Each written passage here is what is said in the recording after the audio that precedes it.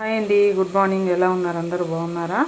నేనైతే ఈరోజు గోధుమ రవ్వతో కిచిడి చేస్తూ ఉన్నాను. చాలా బాగుంటుంది. దీంట్లో ఆనియన్స్, టమాటాసు, పచ్చిమిర్చి, కొంచెం అల్లం తెల్లగడ్డ పేస్ట్ అండ్ పుదీనా, కొత్తిమీర, కరివేపాకు, కొంచెం బీన్స్, క్యారెట్ ఇవన్నీ వేసి వేయించేస్తూ ఉన్నానండి. కొంచెం పట్టా లవంగా కూడా వేసాను అన్నమాట, షాజీరా వేసాను. అవన్నీ వేసి వేయించేస్తూ ఉన్నాను.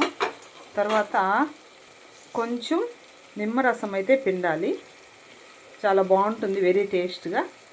తర్వాత వచ్చేసి వాటర్ తీసుకోవాలండి. ఈ గ్లాస్తో 2 తీసుకున్నాను రవ్వ నేను, కాబట్టి 5 వాటర్ పోస్తున్నాను. అంటే గోధుమ రవ్వకు ఎప్పుడైనా కూడా 1 గ్లాస్ వాటర్ ఎక్కువే పోయాలండి. కాబట్టి 5 గ్లాసుల వాటర్ అయితే పోస్తున్నాను.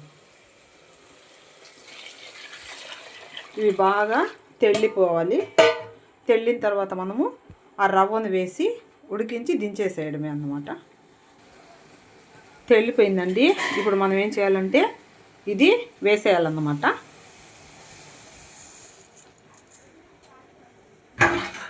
బాగా కలిపెట్టేసేయాలి, బాగా ఉడికిపోవాలి. సాల్ట్ కూడా వేసేసాను, కొంచెం గరం మసాలా పౌడర్ కూడా వేసానండి. బాగా తెల్లిపోవాలి. ఇదైతే ఉడుకుతూ ఉందండి. ఈ పక్కన వచ్చేసి గ్రీన్ టీ. ఇప్పుడే ఇంతకుముందే వాకింగ్ వెళ్ళొచ్చాను. ఇంకా గ్రీన్ టీ అయితే నిమ్మకాయ పిండుకొని తాగేస్తాను అన్నమాట.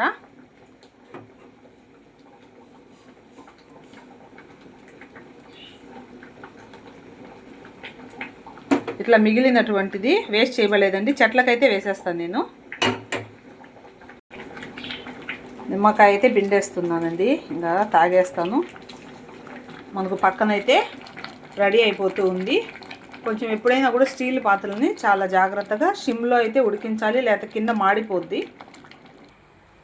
ఓకే అండి, రెడీ అయితే అయిపోయింది, చక్కగా ఉడికేసింది. ఎప్పుడైనా కూడా మనం 1 గ్లాస్ ఆఫ్ వాటర్ ఎక్కువ అయితే పోసుకోవాలి. ఇంకా రెడీ అయిపోయింది, ఇంకా తినడమే అన్నమాట. ఓకేనండి, మనకైతే రెడీ అయిపోయింది. ఇదిగోండి, ఇంకా మనము తినడమే. ఒకసారి అయితే మీకు టేస్ట్ చేసి చూపిస్తాను, ఎలా ఉందో చూద్దామండి. వేడిగా ఉంది కాబట్టి జస్ట్ కొంచెం తీసుకుంటున్నా అండి. చాలా బాగుంటుంది.